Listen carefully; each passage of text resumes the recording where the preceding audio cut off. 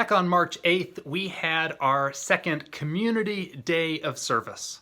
It was a day when nearly 300 people in our congregation came together to do service projects for the wider community. That day was a day of community. It was a day of service. It was a day of fellowship, and there were even some shenanigans, thanks to the outstanding leadership of Mary Beth Powell and Bill Rote. On March 8th, we celebrated the day of service with a celebratory worship service. On March 9th, I took a nap.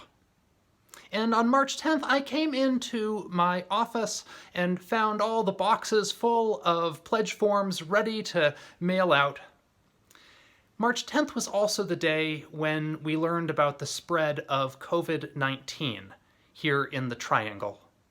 And as I read the news and found that organizations were making plans to close, decided that this did not seem like normal times, and I didn't send out the pledge packets on that day.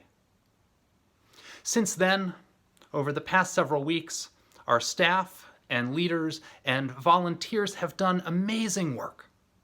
We pulled together a calling project where we attempted to reach out to every single person in our congregation to check in, to find out how they were doing. We were able to launch online worship, online religious education, and even an online choir. We started up an online coffee hour using Zoom, and we brought all of our programs, committee meetings, board meeting, covenant groups, coming of age, campus ministry, rare women, and more online. We've figured out also how to launch new things like pop-up Vespers. Now, with the enthusiastic support of Bill and Mary Beth, and with the blessing of the Board of Trustees, we're going to push ahead with our annual pledge drive.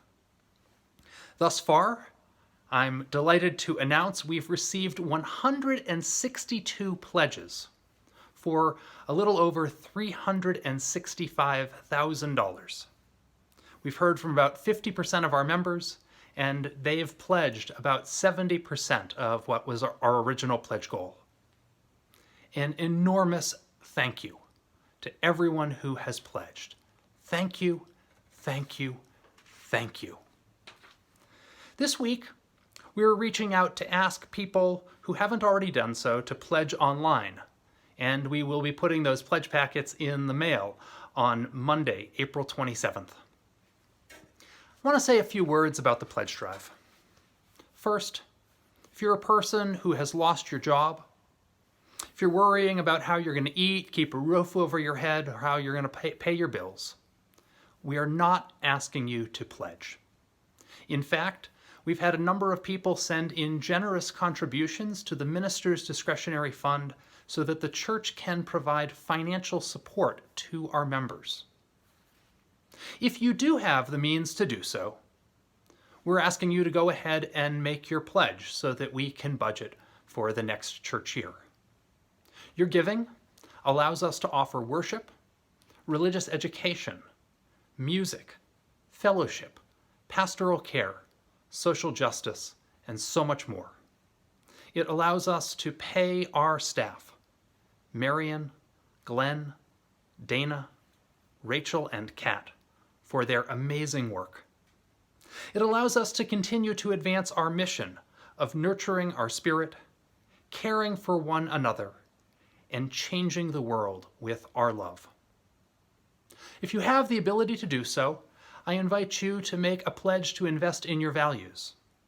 You might think of it as keeping your favorite, small, independent place of business going. If you've received a stimulus check and you're thinking, I don't need that, you might choose in this time to give it to an organization that's taking care of the needy, or to a cause that promotes your values. Or you might even choose to give some of it to the church. It is your choice.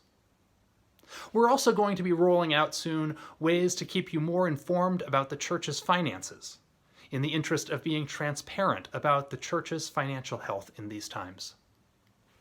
Thank you for your generosity. Thank you for supporting this amazing, beloved community, the Community Church of Chapel Hill Unitarian Universalist. I love you, and I'm with you.